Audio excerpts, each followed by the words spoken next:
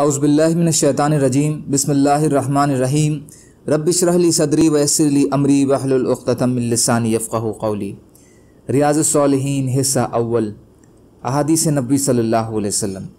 سوال سے بچنے اور کمانے اور خرچ کرنے میں بیچ کا راستہ اپنانے اور بنا ضرورت کے سوال کرنے کو برا سمجھنا۔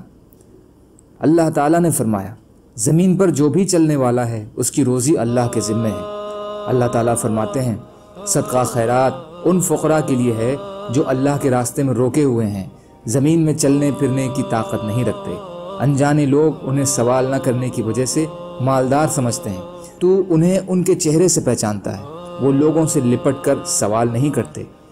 اور فرمایا اللہ تعالیٰ نے، اور وہ لوگ جب خرچ کرتے ہیں جو نہ فضول خرچی کرتے ہیں نہ کنجوسی، اور اس کے بیچ ان کی گزراں ہے۔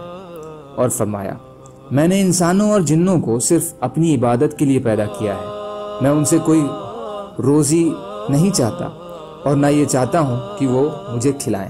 اس موضوع سے متعلق حدیثوں کا ایک بڑا حصہ پچھلے 2 بابوں میں گزر چکا ہے، اور کچھ احادیثیں یہ ہیں۔ حضرت ابو ہریرہ رضی اللہ تعالیٰ عنہ سے روایت ہے کہ نبی اکرم صلی اللہ علیہ وسلم نے فرمایا، مالداری ساز و سامان کی زیادتی کا نام نہیں ہے، بلکہ اصل مالداری نفس کی مالداری ہے۔ بخاری و مسلم۔ فائدہ: نفس کی مالداری کا مطلب ہے انسان کے پاس اپنا جو کچھ ہو اسی میں وہ گزارا کر کے اور دوسروں سے بے نیاز رہے اور نہ ان سے کچھ طلب کرے۔ اس میں مانو اس بات کی ترغیب ہے کہ اللہ کی تقسیم پر انسان راضی رہے، بنا ضرورت کے زیادتی کا لالچ نہ رکھے اور دوسرے کے مال و دولت کو للچائی ہوئی نظر سے نہ دیکھے۔ حضرت عبداللہ بن عمرو رضی اللہ تعالی عنہ سے روایت ہے کہ رسول کریم صلی اللہ علیہ وسلم نے فرمایا، وہ آدمی کامیاب ہو گیا جس نے اسلام قبول کر لیا اور برابر سرابر روزی دیا گیا، اور اللہ نے اس کو جو کچھ دیا اس پر مطمئنی سے نواز دیا۔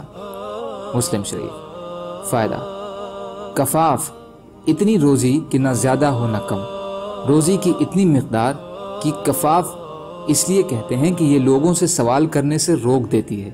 اس میں ایسے لوگوں کی عظمت کا بیان ہے جو تھوڑے سے مال پر راضی رہتے ہیں اور لوگوں سے سوال نہیں کرتے۔